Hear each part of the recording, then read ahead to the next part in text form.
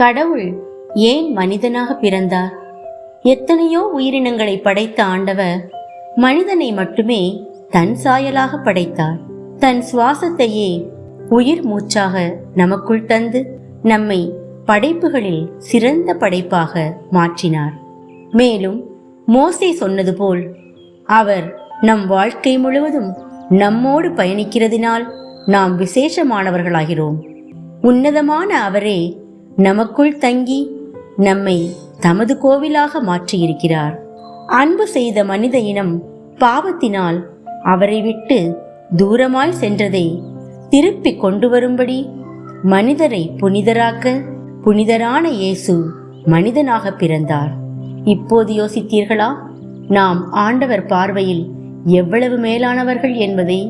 இறையேசுவின் பெயரால் நன்மையும் வளமும் உங்கள் வாழ்வில் பெருக இனிய கிறிஸ்துமஸ் நல்வாழ்த்துக்கள்.